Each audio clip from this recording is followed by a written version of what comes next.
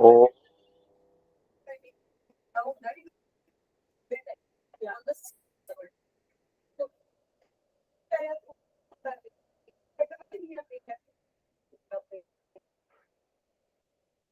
ओ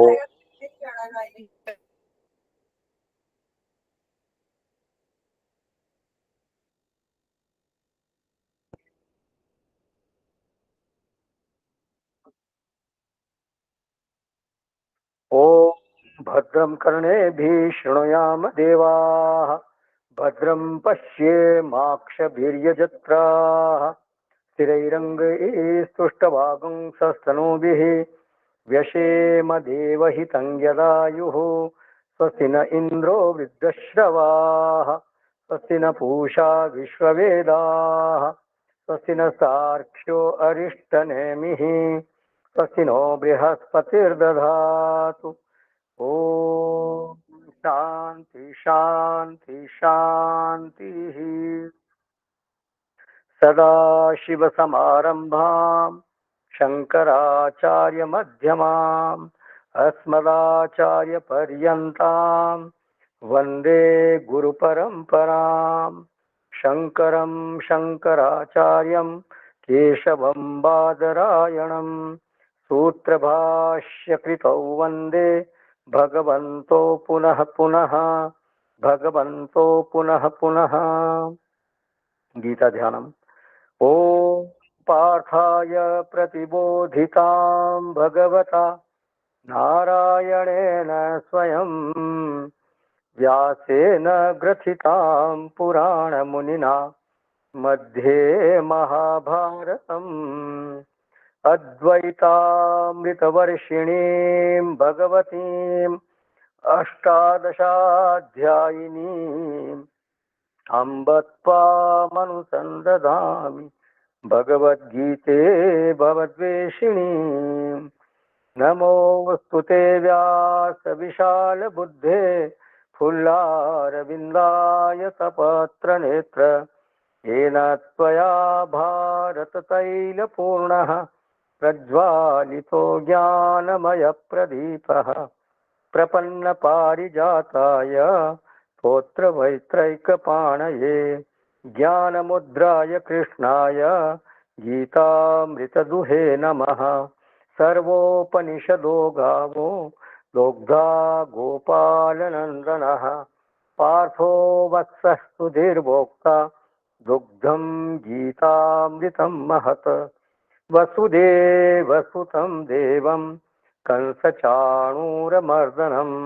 देवकी परमानन्दं कृष्णं वन्दे जगद्गुरुं कृष्णं वन्दे जगद्गुरुं कृष्णं वन्दे जगद्गुरुं। हाँ डॉक्टर साहब। हे समर्थ है करुणा सागर विनती है स्वीकार करो भूल दिखा कर उसे मिटा कर अपना प्रेम प्रदान करो पीर हरो हरि पीर हरो हरि पीर हरो हरि पीर हरो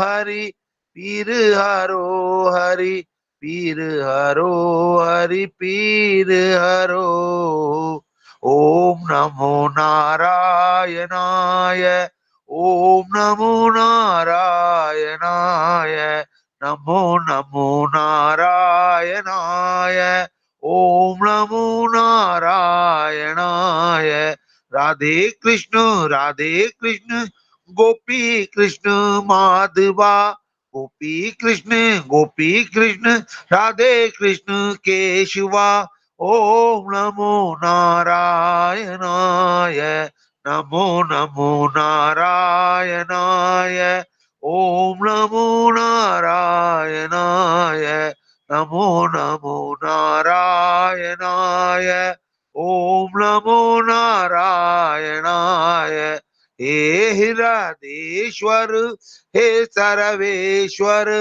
हे परमेश्वर हे प्राणेश्वर ओम नमो नारायणाय नमो नमो नारायणाय ओम नमो नारायणाय नमो नमो नारायणाय ओम नमो नारायणाय नमो नमो नारायणाय ओम नमो नारायणाय ओम नमो नारायणाय ओम नमो नारायणाय नमो नमो नारायणाय नमो नमो नारायणाय।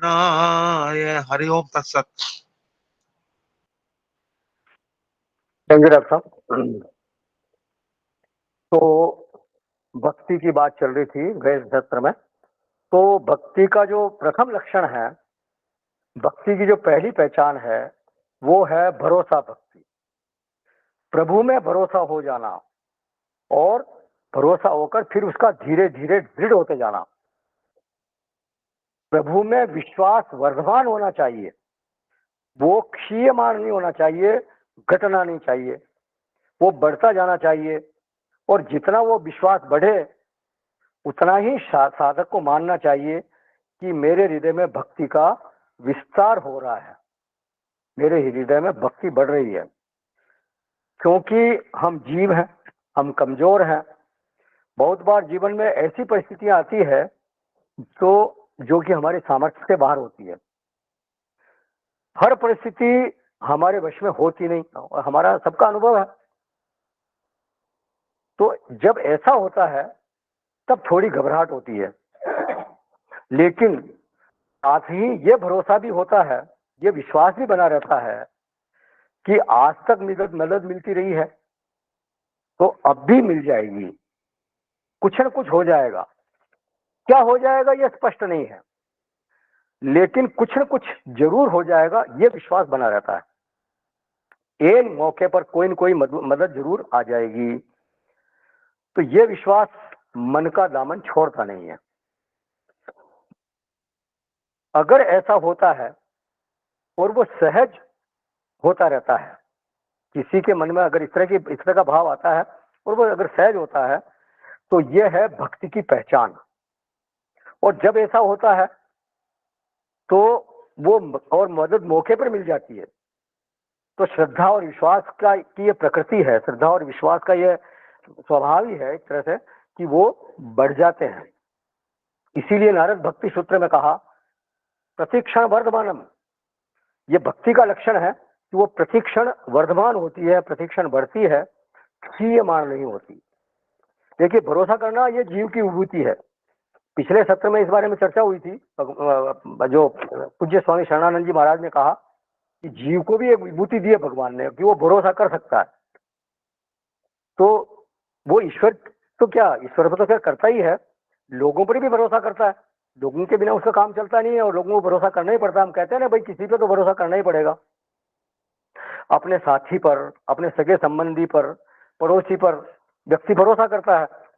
और जरूरी नहीं है कि वो भरोसा हमेशा पूरा हो ही सही, वो भरोसा कभी न कभी टूटता भी है। जिससे हमने आस लगाई थी, पता चला उसकी परिस्थिति इस तरह की हो गई कि वो हमारी मदद नहीं कर सका या उसके भाव बदल गए तो उसने मदद नहीं की। तो भरोसा हमेशा पूरा हो ऐसा दुनिया में कभी होता नहीं, भरोसा टूटता भी है। तो यदि हम लोगों पर भरोसा करते हैं और वहां टूटता है तो फिर एक बार ईश्वर पर भरोसा करके क्यों ना देखा जाए। अधिक से अधिक क्या होगा भाई, टूट जाएगा। ये हमारे लिए कोई नई बात थोड़ी है, पहले भी टूटता रहा है, पता नहीं कितनी बार टूटा है। तो भक्ति का आरंभ होता है भरोसे का, भरोसे से ही। गोस्वामी जी ने कहा बिनु विश्वास भगति नहीं। विश्वास तो करना ही है, तभी भक्ति की शुरुआत होती है। बिना विश्वास किए भक्ति की शुरुआत हो ही नहीं सकती। और फिर एक बार जब भक्ति शुरू होती है और वो जब बार बार आपका जो आपने आशा लगाई वो पूरी होती है, कुछ आपकी ऐसी परिस्थिति आई, भगवान ने उसको पूरा कर दिया, तो धीरे धीरे वो भरोसा बढ़ता है, वो भक्ति बढ़ती है। फिर दूसरा क्रम भक्ति में हमने ये देखा था कि जिसने हमारे भरोसे की रक्षा की, जिसने हमें कभी छोड़ा नहीं, उसके साथ एक संबंध का निर्माण होता है। उस संबंध को आप कोई भी नाम दे दो, चाहे नाम नहीं भी दो। हाँ, वो तो पहले भी बात हुई थी कि त्वमेव माता च पिता त्वमेव, हाँ, त्वमेव सर्वम मम देव देव, वो तो सर्व है, किसी भी संबंध से उसको पुकार सकते हो आप। तो वो केवल माता ही नहीं है, वो पिता भी है, बंधु भी है, धन भी है। ऐसी कोई चीज नहीं है जिसमें उसकी गति नहीं हो। सुग्रीव को उन्होंने वचन दिया, सब विधि घटब काज में तोरा, मैं जो मदद करता हूं तो वो एक विधि से नहीं करता हूं, परिस्थिति जब जैसी मांग करती है तो उसके अनुसार बनकर के मैं फिर मदद करता हूं। अगर परिस्थिति है कि भाई मेरे को कच्छप बनना है तो मैं कच्छप बनूंगा, परिस्थिति है कि मेरे को नृसिंह रूप धारण करना है, नृसिंह रूप धारण करूंगा, परिस्थिति ऐसी है कि मुझे वस्त्र बनना है तो मैं वस्त्र बनकर आऊंगा। जैसी परिस्थिति होती है उसी अनुसार मैं अपना उसकी मदद करता हूं, सामने वाले की। तो इसलिए जो संबंध है उसको कई बार लोग नाम देना चाहते हैं, कई बार नहीं भी देना चाहते हैं। संबंध से भाव की पुष्टि होती है। जैसे गोपियों ने उनके साथ क्या क्या संबंध जोड़ा, नायक का संबंध जोड़ा। यशोदा जी ने उनके साथ अपने पुत्र का संबंध जोड़ा, मतलब मैं उनकी माता हूं, ऐसा बोला उन्होंने। नंद बाबा ने कहा मैं पिता हूं, गोपों ने कहा कि हम लोग सखा हैं, दशरथ जी ने कहा कि मैं पिता हूं। तो संबंध की मनाही नहीं है, लेकिन वो लोग भीतर में जानते थे कि ये केवल मेरा पुत्र ही नहीं है, या ये केवल मेरे सखा ही नहीं है। नंद बाबा ये बात अच्छी तरह से जानते थे। जब विपता आती थी उन पर तो वो बोलते थे, कृष्ण रक्षस्व रक्षस्व, हे कृष्ण रक्षा करो, मेरी रक्षा करो। उस समय वो बेटा नहीं बोलते थे, पुत्र नहीं बोलते थे उनको। तो संबंधानुभूति जितनी प्रगाढ़ होती है उतनी ही भक्ति में भी प्रगाढ़ता आती जाती है। और चूंकि हमारी मदद होती है इसलिए भक्ति में एक भाव हमेशा मिश्रित रहता है। वो क्या भाव है? कृतज्ञता का भाव। जो जो भरोसा बढ़ता है क्यों क्यों संबंधानुभूति भी बढ़ती है और कृतज्ञता का भाव भी बढ़ता है। मतलब हम अपने आप को आभारी महसूस करते हैं भगवान के। तो जीव भाव की उपाधि हमारे साथ लगी हुई है, और मेरा जो ईश्वर से संबंध है वो उनके साथ जो संबंध जुड़ेगा वो उसके अनुसार उपासना होगी। वो सगुण की उपासना कर सकते हैं हम, या वेदांत की भाषा में कहें तो हम सोपाधिक की उपासना करते हैं, क्योंकि मैं सोपाधिक हूं। ये बात समझने की है कि उपाधि हमेशा उपलब्धता के साथ लगी हुई है। इससे पहले इस बारे में चर्चा हो चुकी है कि उपाधि का जो संबंध है वो उपलब्धता के साथ होता है, उपहित के साथ संबंध नहीं होता। भ्रम यह होता है कि वो उपहित के साथ लगी हुई है। जैसे स्फटिक का शिवलिंग रखा हुआ है, स्फटिक का, उसके पास एक जपा कुसुम का फूल रख दिया, गुड़हल का फूल रख दिया, मतलब वो लाल होता है, वो लाल पुष्प रख दिया वहां पे। तो जब हमने देखा तो क्या हमारे को शिवलिंग कैसा दिखा? शिवलिंग हमारे को लाल दिखा। बोले क्यों दिखा लाल लाल? तो बोले क्योंकि शिवलिंग ने लाल पुष्प की उपाधि धारण कर ली इसलिए दिखा। लेकिन सच बात क्या है? सच बात यह है कि शिवलिंग ने लाल पुष्प की उपाधि कभी धारण नहीं की। वो तो हमेशा ही वर्ण शून्य है, रंग शून्य है। उस लाल पुष्प ने उस शिवलिंग को कभी भी प्रभावित नहीं किया। किसको प्रभावित किया? उपलब्धा की उपलब्धि को। जो देखने वाला है उसको वो लाल नजर आ रहा है। जो शिवलिंग है वो तो एज इट इज है, वो वैसा का वैसा ही वर्ण शून्य है, रंग शून्य है।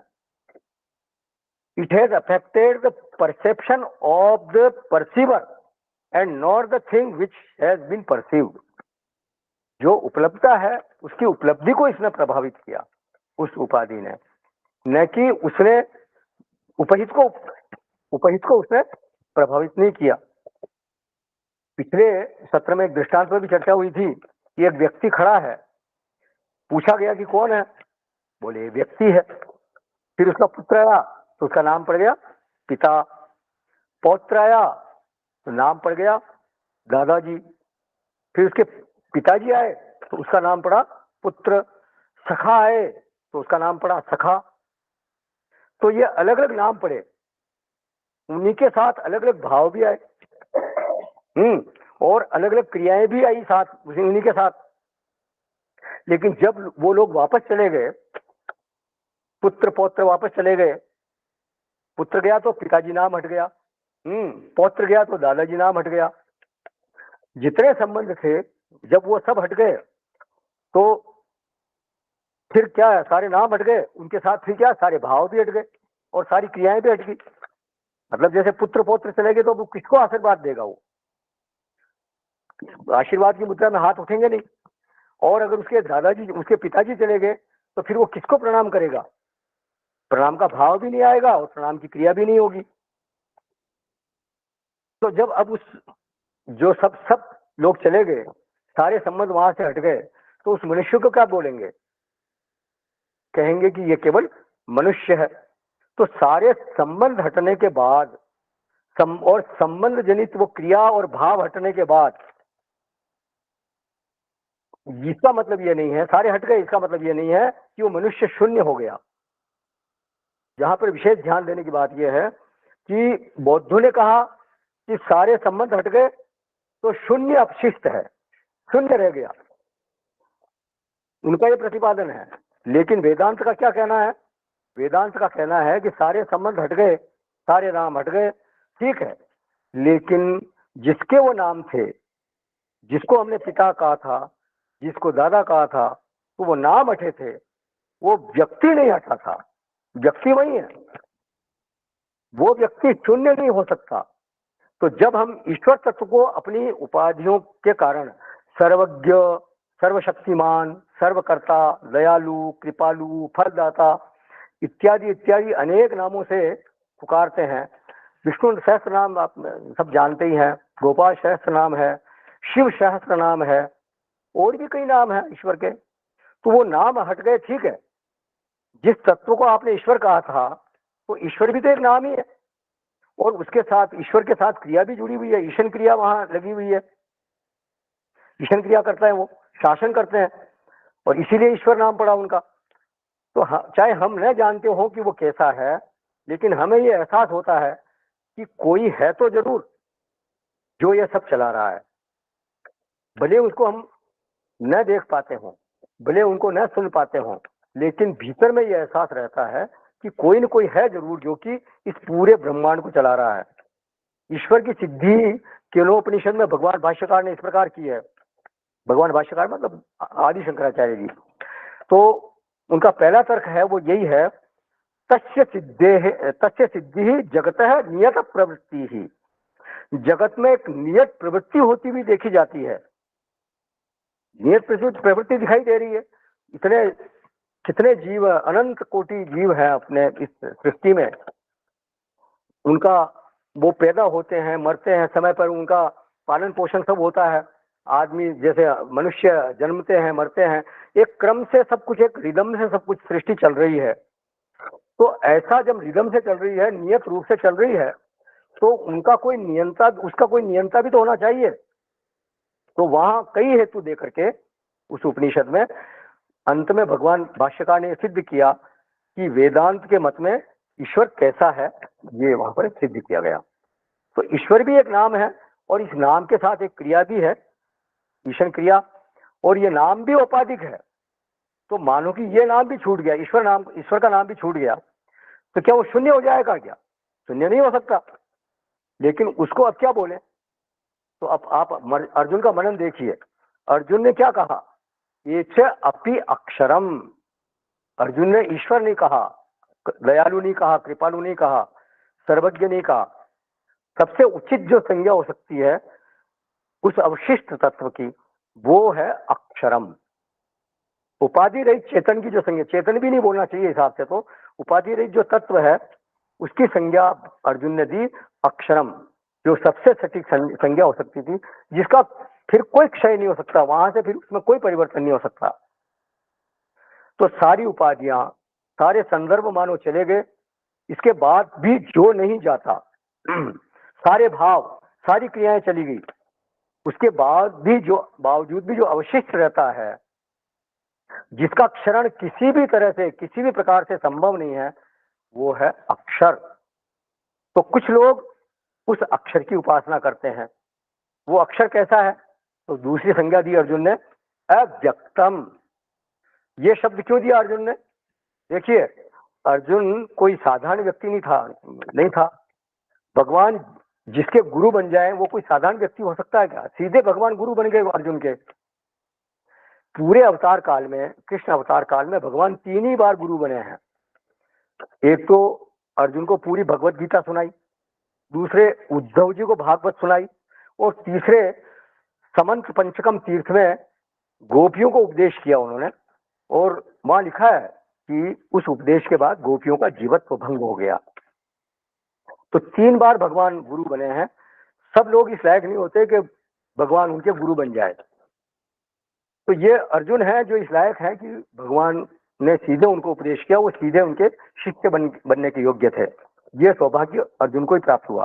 तो बोलते हैं अक्षरम अव्यक्तम न व्यजित्य इति केनापि प्रमाणेन, माने जो कभी भी कर्ण गोचर नहीं होता, किसी भी प्रमाण के सामने नहीं आता, इंद्रिय गोचर नहीं होता। अकर्ण गोचरम इति अव्यक्तः, किसी भी कर्ण के सामने, किसी भी इंद्रिय के सामने जो व्यक्त नहीं होता, कर्ण की गति ही नहीं है वहां पर, लेकिन वो है, उसको शून्य नहीं, वो है, मतलब ऐसा नहीं कि नहीं है, ये अनुभव में होता है। हमारी सबका एक अपरोक्ष अनुभव है कि कोई है तो सही, तो उसको आप शून्य नहीं बोल सकते। तो इस प्रथम श्लोक में अर्जुन ने जो एक तरह से बौद्धों के मत का खंडन कर दिया है कि जो निरूपाधिक तत्व है वो जब निरूपाधिक हो जाता है तो वो शून्य हो जाता है, ऐसा बौद्धों का प्रतिपादन है। उस मत का एक तरह से अर्जुन ने यह खंडन किया कि वो जो निरूपाधिक तत्व है वो निरूपाधिक होने के बावजूद वो शून्य नहीं होता, ऐसा अर्जुन का कहना है। बोले फिर उसको किस प्रमाण से जानोगे? बोले प्रमाण की गति ही नहीं है उसके वहां तक, इसलिए उसको बोलते हैं अव्यक्त। तो ये चाप्यक्षर मैं व्यक्तम तेषाम, तेषाम माने तेषाम भक्ता नाम मध्य के योग वित्तमाह, वो जो 2 तरह के भक्त हैं, एक सगुण की उपासना करते हैं, सोपाधि की उपासना करते हैं, एक निर्गुण की उपासना करते हैं, माने निरूपाधि की उपासना करते हैं। तो इन दोनों तरह के भक्तों में से कौन सा जो है वो साधना मार्ग का बेहतर जानकार है, के योग वित्तमाह। तो फिर वो भगवान उससे बोलते हैं, दूसरे श्लोक का हम प्रवेश कर चुके थे कई बार। तो भगवान बोलते हैं मय्यावेश्य, मय्यावेश्य शब्द की जो व्याख्या है वो भगवान ने स्वयं आगे की है, 6ठे और 7वें श्लोक में आएगा। जब ये श्लोक आएंगे तब हम विस्तार से उनकी चर्चा करेंगे। तो मय्यावेश्य की व्याख्या में वहां उन्होंने कहा, ये तो सर्वाणि कर्माणि मयि संन्यस्य मत्पराः अनन्येनैव योगेन मां ध्यायन्त उपासते तेषामहं समुद्धर्ता मृत्यु संसार सागरात् भवामि न चिरात् पार्थ मय्यावेशित चेतसाम। तो जो मेरे परायण वे भक्त संपूर्ण कर्मों को मुझ में ही अर्पण करके, मुझको ही समर्पित करके, मुझ परमेश्वर के सगुण रूप को ही अनन्य भाव से निरंतर उसका चिंतन करते हैं, निरंतर उसको भजते हैं। तो ये पहली व्याख्या मय्यावेश्य की है। और 7वें श्लोक की जो अंतिम पंक्ति उसमें बोला, अंतिम पंक्ति में बोला मय्यावेशित चेतसाम, मेरे में जिनका चित्त पूरी तरह से आविष्ट हो गया है, पूरी तरह से मुझ में ही लग गया है, तो ये लोग, इन लोगों को बोला मय्यावेश्य।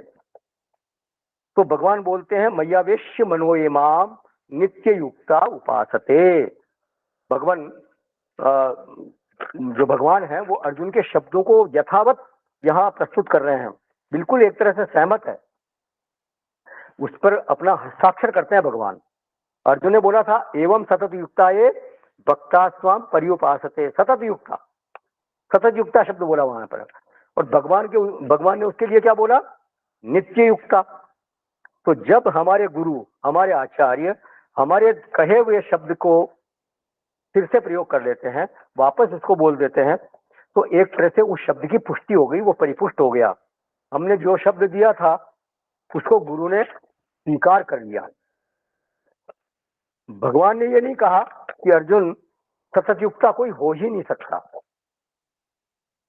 बल्कि कहा नित्य युक्ता। तो ये एक तरह से पुष्टि कर दी सतत युक्ता की। तो बोलते हैं मैया वेश्य मनो ये माम नित्य युक्ता, उसके चित्त में निरंतर ये बात रहती है, त्वमेव मम आश्रयः, त्वमेव मम आश्रयः, आप ही मेरे आश्रय हो। वो सब कुछ करते हुए भी इस भाव से वंचित नहीं होता कि मेरा आश्रय मेरे साथ में है, मेरे प्रभु मेरे साथ में है। भले ही वो मेरे को दिखते न हो, न दाएं दिखते हैं न बाएं दिखते हैं, न आगे दिखते हैं न पीछे दिखते हैं, लेकिन वो है, बिल्कुल जरूर से है। ये भाव उसके हृदय में कभी तिरोहित नहीं होता, कभी भी लुप्त नहीं होता। इस भाव को लेकर ही वो सोता है, और इस भाव, और जब नींद खुलती है तो इस भाव के साथ ही नींद खुलती है, तब वो कहलाएगा नित्य युक्ता। देखिए, किसी ने जितनी देर तक जप किया, जितनी देर तक उनका ध्यान किया, तो उतनी देर तक उनके युक्त रहा। कोई कह सकता है कि भाई मैं जितनी देर जप कर रहा हूं उनके साथ में युक्त हूं, जितनी देर उनका ध्यान किया उतनी देर उनके साथ युक्त हूं।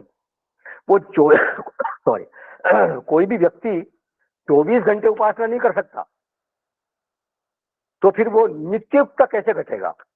हमारे और भी कई काम रहते हैं भाई, एक ही काम थोड़ी है। उपासना हम 1 घंटा करेंगे, 2 घंटा करेंगे, 3 घंटा करेंगे, 4 घंटा करेंगे, फिर खाना भी खाएंगे, नहाएंगे भी सही, अपने काम पर भी जाएंगे। तो 1 घंटे यदि जप किया तो वो वाणी और मन से हुआ, तो फिर नित्य युक्त कैसे घटेगा? उसी तरह से ये जप किया तो एक तरह से वो वृत्ति सापेक्ष जप हुआ, मतलब वृत्ति परमात्मा के साथ लगी रही। उसी तरह से ध्यान किया तो वो भी वृत्ति सापेक्ष हुआ।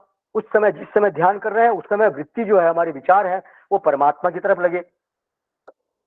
फिर क्या हुआ, जब वो वृत्ति लीन हो गई, या जब हम सुषुप्ति में चले गए, जब नींद में चले गए, गहरी नींद में चले गए, तो क्या उस समय उपासक रहूंगा या नहीं रहूंगा?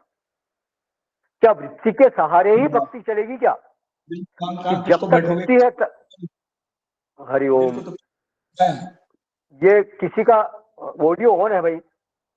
हाँ, मत कीजिए। तो क्या वृत्ति के सहारे भक्ति चलेगी क्या? जब मैं सुषुप्ति में चला गया, क्या उस समय फिर मेरी वृत्ति जो है वो तो लीन हो गई? तो जब तक वृत्ति है तभी तक भक्ति रहेगी क्या? और जब वृत्ति नहीं रहेगी तो क्या भक्ति नहीं रहेगी क्या? तो जैसे इसके लिए उदाहरण देते हैं संत लोग कि जैसे माता जो है वो अपने बच्चे से प्रेम करती है, उसे संभालती है, लेकिन वह अपने बच्चे को छोड़कर घर के काम में लग गई। उस समय वह अपने बच्चे को एक तरह से उसकी तरफ ध्यान नहीं दे पा रही है, लेकिन इसका मतलब ये नहीं है कि वो अपने बच्चे से प्रेम नहीं करती, या उसका पूरा उधर भी उसका ध्यान है, बच्चे की तरफ भी ऐसा नहीं कि उसका ध्यान नहीं है। थोड़ा बहुत ध्यान मतलब अप्रकट रूप से उधर भी है, अपना घर का काम कर रही है, नो डाउट, लेकिन इसका मतलब ये नहीं कि उधर बिल्कुल बच्चे की तरफ बिल्कुल ध्यान नहीं है। तो उस समय वो अपने बच्चे से बिल्कुल प्रेम कर रही है।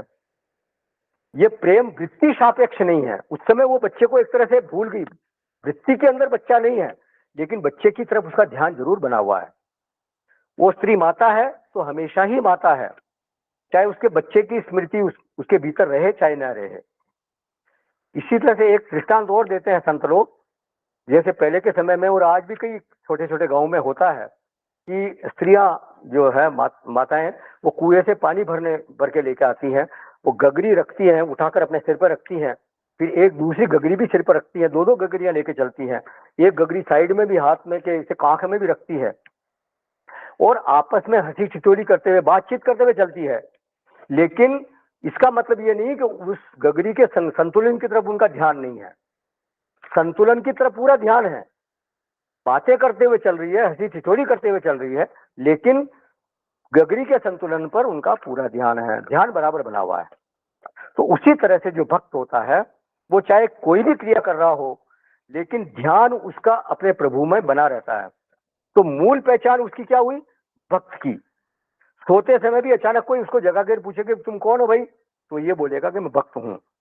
तो ये है नित्य युक्ता। ये अर्जुन के शब्दों में कहें तो वो सतत युक्ता। तो मय्यावेश्य मनो ये माम नित्य युक्ता उपासते। उपास्य शब्द का अर्थ करते हैं भगवान भाष्यकार यथा शास्त्र तुल्य प्रत्यय संतति करणम, माने शास्त्र के अनुसार जो उपास्य का स्वरूप बताया गया है। शास्त्र में हर एक उपास्य का अपना स्वरूप का निर्धारण किया गया है। जैसे भगवान विष्णु की अगर आपको उपासना करनी है तो आपको जो वो क्या बोलते हैं उसको, अभी राम जी का बनाया था ना, शिव जी को उपासना करती है तो शिवलिंग आपको लाना है, नर्मदेश्वर लाना है। और उनकी जो है वो भगवान विष्णु की उपासना क्या बोलते हैं वो जो एकदम नाम दिमाग से बिसर गया। शालिग्राम जी। हाँ, शालिग्राम जी, शालिग्राम, यस। तो वो इस तरह से हर एक जो है कोई उपास्य है उनका शास्त्रों में निर्धारण का भी आपको इस तरह से उपासना करनी है। तो जिस तरह का स्वरूप बताया गया शास्त्र में उसी की वृत्ति निरंतर बनी रहे, उसी में हमारा मन लगा रहे और वो तेल धारावत बनी रहे, ऐसा भगवान भाष्यकार ने वहां कहा। तो मय्यावेश्य मनो ये माम नित्य युक्ता उपासते, बोले भगवान जो उपासना कर रहा है वो भगवान को कितना जानता होगा। ध्यान रखें, यहाँ सगुण उपासक की बात हो रही है। ये जो दूसरा श्लोक है ये सगुण उपासक के संबंध में भगवान ने बोला है। तो जिसकी ये भक्ति कर रहा है, जिसको ये भज रहा है, जिसके साथ इसकी संबंधानुभूति हो रही है, जिसके आश्रय का भाव उसके हृदय में निरंतर बना हुआ है, उस उपास्य के, उस इष्ट के बारे में वो कितना जानता है। बोले बहुत कम जानता है। देखिए सगुण की जो भक्ति है वो ज्ञान सिद्ध नहीं होती, ज्ञान का अभाव वहां, तभी तो वो भक्ति कर रहा है। और ज्ञान का अभाव होने से उस साधक के लिए जो अनुग्रह रूपिणी जो चीज है उसका नाम है श्रद्धा। भगवान यहाँ क्या बोल रहे हैं, श्रद्धया, ये नहीं कहा ज्ञाने न, बोलते हैं श्रद्धया। और श्रद्धा कौन सी, परया श्रद्धया परया उपेता, मतलब उसका हृदय जो है वो प्रकृष्ट श्रद्धा से, उत्तम श्रद्धा से परिपुष्ट है, भरा हुआ है। तो अर्जुन ऐसा जो मेरा भक्त है, जिसके हृदय में मेरा आश्रय निरंतर है, जिसके ध्यान में मैं निरंतर हूं, जिसने अपना चित्त मुझको ही मेरे में ही आविष्ट कर दिया है, मुझको ही समर्पित कर दिया है, वो युक्ततम है। माने केवल मुझसे जुड़ा हुआ ही नहीं है, मुझसे जुड़े हुए भक्तों में वो युक्ततम है। मतलब ये सुपरलेटिव डिग्री यहाँ भगवान बोल रहे हैं। एक तो होता है युक्त, फिर एक होता है युक्ततर, और ये है युक्ततम। तो वो युक्ततम है। तो ते में युक्ततमा मता, मेरे मत में वो युक्ततम है। तो यहाँ जो भक्ति में सबसे प्रबल हेतु दिया भगवान ने वो है श्रद्धा। श्रद्धा है तो मय्यावेश्य भी हो जाएगा और युक्ततमा भी हो जाएगा। श्रद्धा माने भरोसा। श्रद्धा का अर्थ है सत्धत्ते इति। सत्य माने होता है सत्य, सत्य इति सत्यम, ऐसा वेद ने कहा। तो हमारी बुद्धि आकलन करती रहती है कि ये चीज अच्छी है, ये चीज ठीक नहीं है, ये चीज बेकार है। माने आकलन करना हमारी बुद्धि का स्वभाव है। बोले अमुक व्यक्ति से मदद ले लो, अरे नहीं, बोले वो तो बेकार है आदमी है। हाँ, उससे दूसरे का नाम लेंगे, उससे ले लो, हाँ वो आदमी ठीक है, उससे बात की जा सकती है, वो भरोसे लायक आदमी है। तो इसका क्या मतलब हुआ कि अमुक व्यक्ति के प्रति सत्य बुद्धि जागृत नहीं हुई और दूसरे व्यक्ति के प्रति सत्य बुद्धि जागृत हो गई, एक महत्व बुद्धि जागृत हो गई कि वो व्यक्ति अच्छा है और वो व्यक्ति ठीक नहीं है, तो वहां सत्य बुद्धि जागृत नहीं हुई, उसके प्रति महत्व बुद्धि नहीं है। तो किसी व्यक्ति, वस्तु, स्थान, साधन के प्रति सत्य बुद्धि जागृत हो जाना कि हाँ ये वस्तु ठीक है, अच्छी है, ये मेरे काम आ सकती है, तो ये सत्य बुद्धि जागृत होता है, हो जाना, ये महत्व बुद्धि जागृत हो जाना, उसको बोलते हैं श्रद्धा। और वो महत्व बुद्धि, वो सत्य बुद्धि निरंतर धारण किए रहे तब वो कहलाएगी श्रद्धा। पहले तो सत्य बुद्धि जागृत हो, महत्व बुद्धि जागृत हो। किसी के कहने से ही, मेरे स्वयं के आकलन से, मैंने अपनी बुद्धि से आकलन किया। किसी ने कहा तो भी मैंने उस पर अपना परीक्षण किया, तब उसको मैंने माना और तब मेरी श्रद्धा जागृत होगी वहां पे। हाँ, जैसे भगवान में सत्य बुद्धि जागृत हुई। क्या सत्य बुद्धि जागृत हुई कि रक्षिष्यति इति विश्वास है, मेरी वो रक्षा करेंगे, मेरी हमेशा सहायता करेंगे। तो ऐसी सत्य बुद्धि प्रभु के प्रति जाग जाए और फिर कभी वो सत्य बुद्धि भंग ना हो, वो सत्य बुद्धि हमेशा बनी रहे, तब उसको बोलेंगे श्रद्धा। किसमें श्रद्धा? ईश्वर में।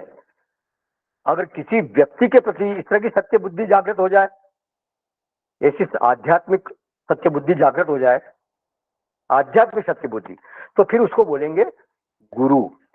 जान रहे, पहले सत्य बुद्धि जागृत होनी चाहिए और फिर वो कभी भंग ना हो, वो सत्य बुद्धि हमेशा बनी रहे। अगर वो भंग हो गई तो फिर श्रद्धा समाप्त हो जाएगी। अब हमारी श्रद्धा कहाँ है? हमें तो लगता है कि बहुत सारी चीजों में है, एक चीज में नहीं है, लक्षियों चीजों में हमारी श्रद्धा है, एक जगह नहीं है। हमारी श्रद्धा धन में है, हमारी श्रद्धा जो है वो संबंधों में है, पद में है, प्रतिष्ठा में है, धन के प्रति, धन जो है उसमें उसके साधनत्व के प्रति हमारी सत्य बुद्धि है, उसकी उपयोगिता के प्रति हमारी सत्य बुद्धि है। फिर संबंध, पद, प्रतिष्ठा, इन सब में हमारी सत्य बुद्धि है। तो आज हमारी श्रद्धा एक जगह नहीं है, अनेक जगह बटी हुई है। तो क्या उनको तोड़ दें क्या? बोलिए, आपको तोड़ने की जरूरत नहीं है, समय आने पर वो अपने आप ही टूट जाएगी। अगर एक में जब श्रद्धा हो जाएगी, जब आपको ये लगेगा कि एके साधे सब सधे, भगवान ने कहा ना, ताग बटो बांध, मेरे साथ बांध दो सारे संबंधों को, जहां जहां पे तुम्हारे संबंध है, ताकर ममता ताग बटोरी, बांध बड़ी जोड़ी। एक चौपाई आती है कि सारे जहां भी तुम्हारे संबंध, तुम्हारे को अनुभव होते हैं, वहां सबसे संबंध को हटाकर सारे को एक रस्सी बनाओ और मेरे साथ बांध दो। तो जब भगवान के प्रति ये भाव हो जाएगा, ये श्रद्धा हो जाएगी कि एक के साधे सब सधे, तो और जगह पे ऐसा नहीं कि संबंध टूट जाएंगे, लेकिन उनमें वैसी श्रद्धा नहीं रहेगी, परा श्रद्धा नहीं रहेगी, पराम श्रद्धा नहीं रहेगी, जैसी कि प्रभु के प्रति हो जाएगी। तो जब कोई ऐसा मिल जाए जीवन में, ये महसूस होने लगे कि वहां श्रद्धा है, तो मेरा सब ठीक हो जाएगा, एकदम मेरे सारे काम फतह हो जाएंगे, तब उसको बोलेंगे परया श्रद्धा। और फिर उससे सारे काम आपके सरल हो जाएंगे। उसे फिर किसी की जरूरत नहीं है, जिसे आपने आसरा दे दिया है। वे हैं जब हम सफर, आप तो जमाने ने खुद रास्ता दे दिया है। तो जब प्रभु हैं तो वो सारे काम आपके सिद्ध हो जाएंगे, और वो प्रभु जो है वो सारे आपके सहायता करने में पूरी तरह सक्षम है। उनमें परम श्रद्धा होनी चाहिए। ध्यान रखें, ये श्रद्धा जीव की तरफ से, जीव की तब मदद करती है जब उसके पास ज्ञान नहीं होता। अगर ज्ञान हो गया तो फिर श्रद्धा की जरूरत नहीं है। ये वो श्रद्धा जो है वो केवल मदद ही नहीं करती, वो फिर आपको ज्ञान तक भी पहुंचाती है। एक न एक दिन ऐसा होगा कि जब आपको प्रभु का वास्तविक ज्ञान हो जाएगा। आप एक बार जब भक्ति मार्ग में चलोगे तो धीरे धीरे आपको आपके एक ऐसा धरातल भी आएगा कि जब आपको प्रभु का अनुभव हो जाएगा। गुरुदेव बोला करते थे कि faith is something which takes you there from unknown to known. जो आपका कोई अनजान वस्तु है, तो जो श्रद्धा है वो आपको उस अनजान वस्तु को जना देती है। उसमें इतनी क्षमता है, इतने उसमें सामर्थ्य है कि वो अनजान वस्तु का भी आपको उसकी जानकारी करा देगी। श्रद्धा की जरूरत तब है जब ज्ञान नहीं है, अग्नि उष्ण है। ये आपकी श्रद्धा है कि ज्ञान है? ये ज्ञान है कि अग्नि उष्ण है? तो क्या वहां श्रद्धा नहीं है? बोले उसने अपना काम पूरा कर चुकी, वो आपको ये ज्ञान करा दिया। अगर आपको कोई कहे कि भाई अग्नि उष्ण होती है, तो पहले हाँ आपको लगेगा, कहेंगे, आपको श्रद्धा होगी, हाँ भाई अग्नि उष्ण है, ये आपको विश्वास करना पड़ेगा। जब आपने उसको देख लिया, हाथ लगा के छू लिया कि भाई उष्ण है, तो आपको पता चल गया, तो फिर श्रद्धा की बात ही नहीं रही, वो तो ज्ञान हो गया। अच्छा, अग्नि देवता है, ये कोई एक दावा करे कि अग्नि देवता है, तो ये ज्ञान है कि श्रद्धा है? ये श्रद्धा है, तो मानना पड़ेगा भाई, वो आपको ज्ञान नहीं है कि वो देवता है, वो आपको श्रद्धा ही करनी पड़ेगी। तो सगुण भक्ति में कोई ये दावा करे कि पहले मैं उनको जानूंगा ज्ञान से और फिर उनकी भक्ति करूंगा, तो ये तो कभी होने वाला नहीं है, संभव ही नहीं है। क्योंकि उनको जानना तो कोई देवता, वो क्या शेष गणेश महेश, वो रात को दिन रात उनको भजते हैं, वही नहीं जान पाते, तो हमारी क्या भी सार्थक उनको जान लें। तो श्रद्धया परया उपेता ते में युक्त तमामता, वो जो परम श्रद्धा जो युक्त है, वैसे भक्त जो है वो मेरे युक्ततम भक्त है। बोले भगवान, मैंने तो पूछा था, मैंने ये भी पूछा था कि च अपि अक्षरम अव्यक्तम, उनके बारे में भी तो आप बताइए। तो भगवान ऐसे भक्तों का लक्षण बताते हैं। इसमें क्या है कि तीसरा और चौथा श्लोक दोनों मिले हुए हैं, तो पहले अपन चौथा श्लोक देखेंगे, साथ में पढ़ेंगे पहले, और फिर पहले चौथे श्लोक से अपन शुरू करेंगे, उसके बाद में तीसरे श्लोक की व्याख्या होगी।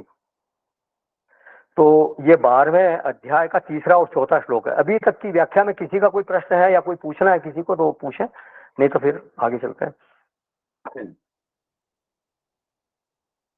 चलिए, ये तीसरा और चौथा श्लोक 12वें अध्याय का, थर्ड एंड फोर्थ।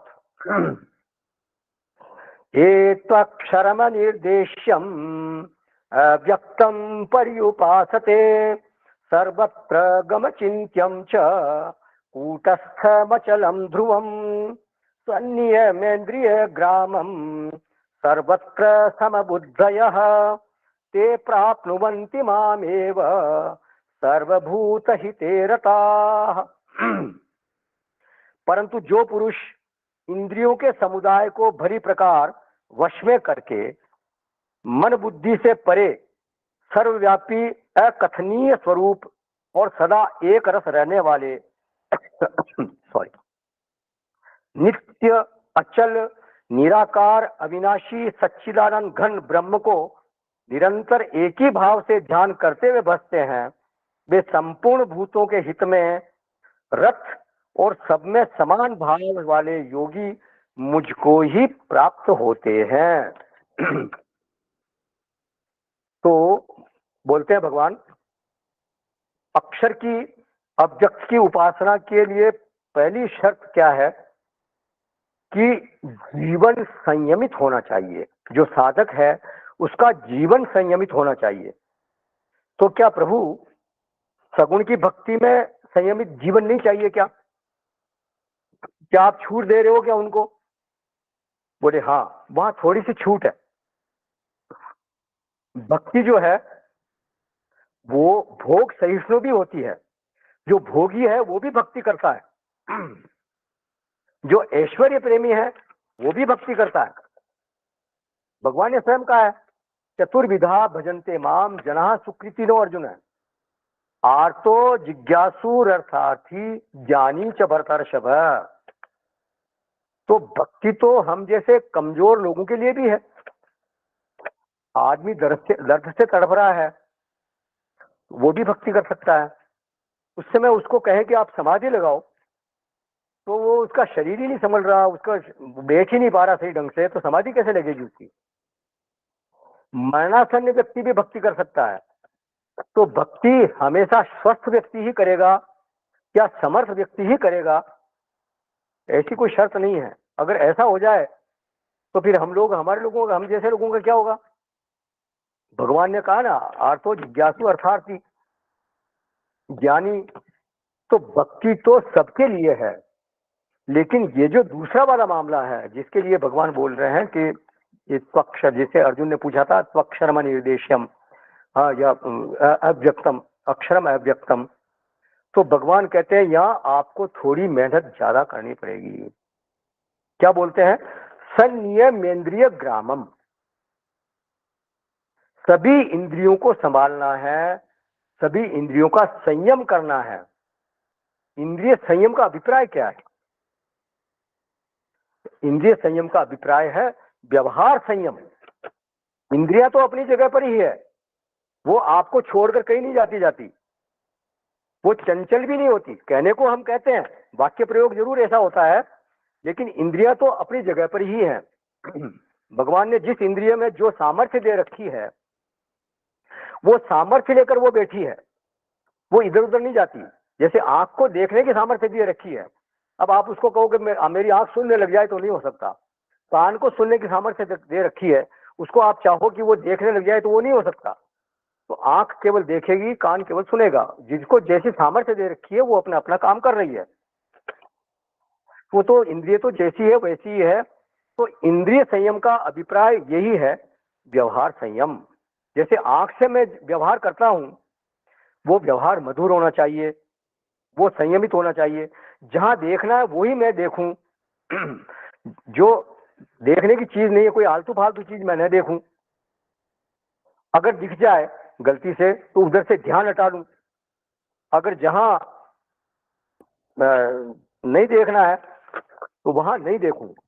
किसी को कठोर दृष्टि से नहीं देखूं। किसी का मजाक बन रहा हो, किसी की हंसी उड़ाई जा रही हो, वहां मैं नहीं ठहरूं या वहां नहीं देखूं, उधर देखूं नहीं। तो ये अगर इस तरह से मैं देखता हूं या इस तरह की बात करता हूं, मतलब इस तरह से मैं उसकी तरफ ध्यान दे देता हूं, तो ये एक तरह का व्यवहार दोष है। ये इंद्रिय संयम में दोष माना जाएगा। इसी तरह से कान का व्यवहार है सुनना। लेकिन क्या सुनना? अगर किसी की बुराई सुन रहे हैं, किसी की निंदा सुन रहे हैं, या तो एक तरह से क्या हुआ कि वो किसी के हृदय का कचरा उठा के आपने अपने कान में डाल लिया। इससे अंततः क्या हुआ? आपका हृदय दूषित हुआ। ये नहीं कहे कि मुझे, ये नहीं कहना चाहिए कि मुझे कोई फर्क नहीं पड़ता। वास्तविक बात यह है कि जितना फर्क आपको सुनने से पड़ता है उतना देखने से नहीं पड़ता। दर्शन से इतना फर्क नहीं पड़ता जितना कि आपके श्रवण से पड़ता है। श्रवण से महाराज हृदय आपका कलुषित हो जाता है। और जो सुनने वाला है उसकी कोई जो सुनाने वाला है उसकी कोई प्रामाणिकता भी नहीं है, तो वो जो सुना रहा है वो सही ही है, उसकी कोई क्रेडिबिलिटी नहीं है। तो इसलिए बुराई की बातें आपको नहीं सुननी चाहिए। क्यों? क्योंकि बुराई की बातें हृदय में जल्दी धसती है। इसलिए कान से हमेशा सत्संग सुने, प्रभु के गुण की बात सुने, लीलाओं की बात सुने, अच्छी बातें सुने, उपयोगी कोई जो सत्शास्त्र है उनका अध्ययन करें, तो कोई सुना रहा हो तो वो सुने। तो श्रवण इंद्रिय हमारे को मिली है सत्संग सुनने के लिए। भागवत जी में एक प्रकरण आता है, महाराज पृथु से भगवान ने कहा कि वरदान मांगो तुम। तो जो करपात्री जी महाराज थे वो कहते थे कि एक तरह से तो एक भगवान ने व्यंग्य में कहा उनको।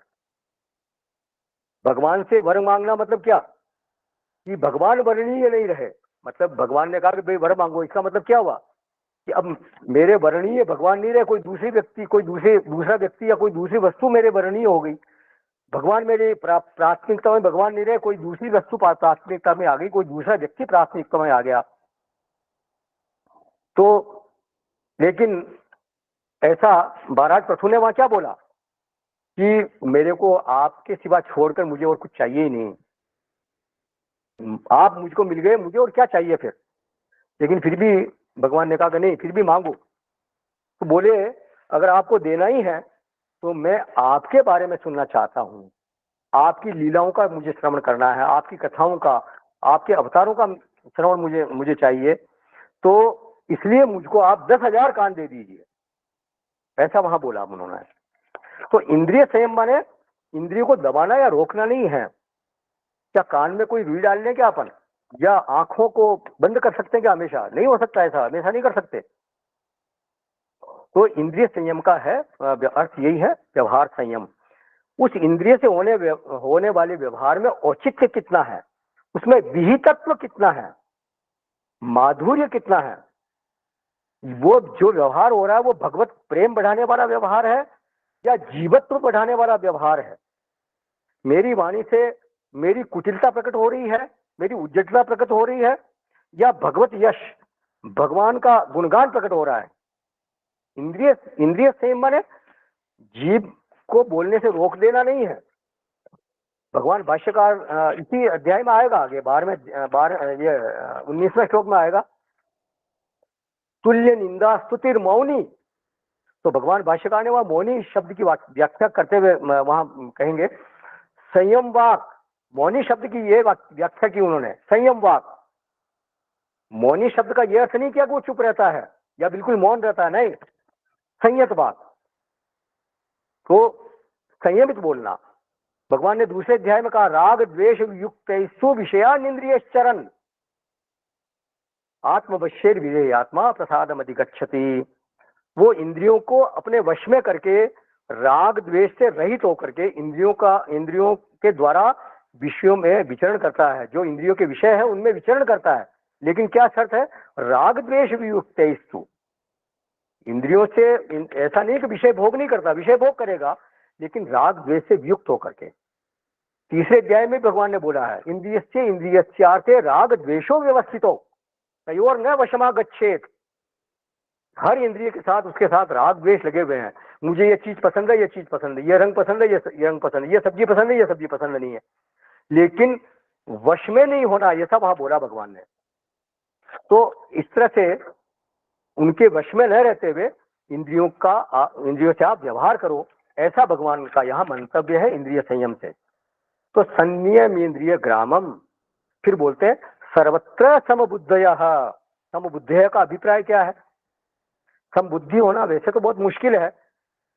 हमारी जो हम किसी को देखते हैं तो सब जगह एक जैसा थोड़ी दिखता है। किसी में ये कमी दिखती है, किसी में वो कमी दिखती है, किसी में अच्छाई दिखती है, किसी में बुराई दिखती है।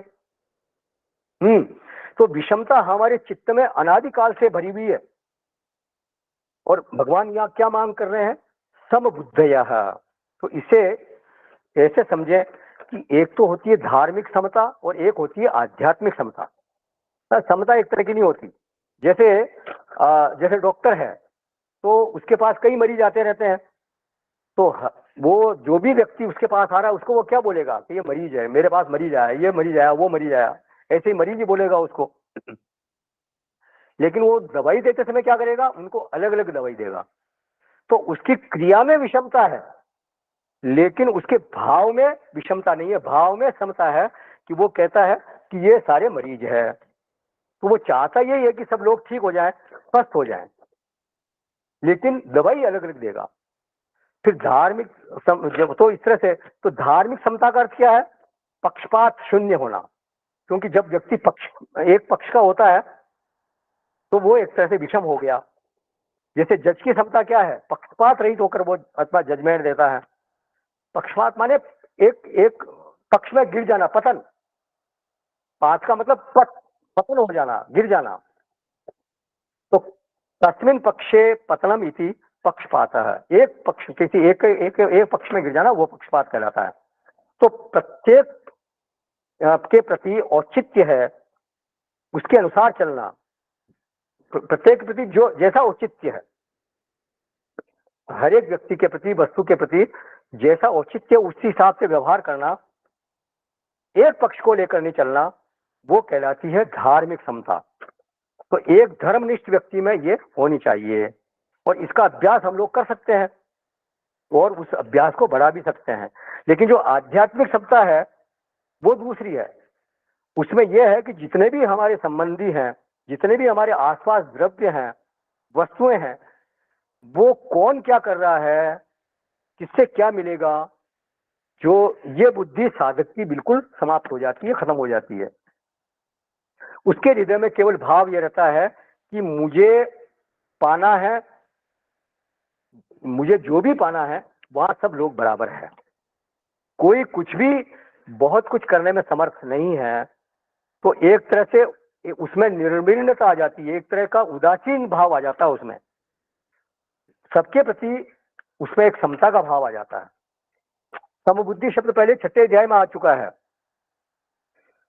सूर्यन मित्रायुदासीन मध्यस्थ द्वेष्य बंधुषु साधु स्वपि च पापेषु समबुद्धिर विशिष्यते। तो भगवान भाष्यकार ने वहां पर समबुद्धि शब्द का अर्थ किया था किम कर्मा इति अव्यापृत बुद्धि ही, माने जो सूर्यन है, मित्र है, शत्रु है, मध्यस्थ आदि है, इन सब में कौन कैसा क्या कर रहा है, ऐसे विचार में जिसकी बुद्धि नहीं लगती, किसी से कोई मतलब नहीं, अपने काम से काम बस, तो ऐसे विचार में उसकी बुद्धि का व्यापार बिल्कुल बंद हो गया कि कौन क्या कर रहा है।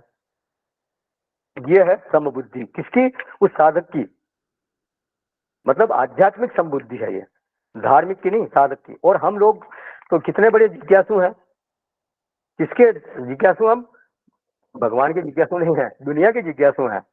हाँ, ये जो किसके घर में क्या बना आज, कौन सी सब्जी बनी है, उसके घर में गाड़ी आई तो कौन सी गाड़ी आई है, कितने की आई है, उसके लड़के की सगाई कहाँ हुई है, उसकी लड़की का रिश्ता कहाँ तय हुआ है, उसके लड़के की नौकरी कहाँ लगी है, कितना पैकेज है, इसी तरह की जिज्ञासाएं हमारे भीतर चलती रहती है। हाँ, ये उत्सुकता बनी रहती है, कौतूहल बना रहता है जानने का। एक वहाँ किसी की सगाई हो रही है, वो माहिरा हो रहा, मामेरा भरा किसी ने, तो उसमें उसने कितने कैश दिए साहब, कितने, अरे आपको क्या मतलब इनसे। लेकिन लोगों में बड़ी उत्सुकता रहती है, लोग जानने में बहुत वो रहते हैं, उतावले रहते हैं। दूसरे नहीं नहीं पता होता, दूसरे से पूछते हैं भाई क्या कितना क्या दिया उन्होंने। तो औरों के बारे में जानकारी हम अगर कर भी लें तो उससे हमारा लाभ क्या होने वाला? कुछ नहीं। मुंडक उपनिषद में कहा गया, परीक्ष लोकान कर्म चितान ब्राह्मण निर्वेदम आयात। लोगों की परीक्षा कर लो, सारी दुनिया की परीक्षा कर लो, और उस परीक्षा के बाद जो रिजल्ट आना चाहिए, जो फल होना चाहिए, वो है आपके चित्त में वैराग्य उतरे, आपके जीवन में एक निर्विण्णता का भाव आ जाए, तो वो कहलाएगा सर्वत्र समबुद्धयः, सबके प्रति समान बुद्धि, किसी से कोई लेना देना नहीं। हाँ जी, हाँ ना, वो एक कहावत है ना, हाँ जी गांची करते रहिए, बैठिए अपनी ठाव, बस। तो न धोखा लेना न बाद धोखा देना, बस अपना भगवान की तरफ चित्त रह जाए तो वो अपने आप ही समबुद्धि हो जाएंगे। अब इसमें और भी आगे चिंतन है, आगे की कक्षा में वो करेंगे। किसी का कोई प्रश्न है या कुछ ऐड करना है तो इसमें ऐड करें, नहीं तो इसको समापन करेंगे। चलिए।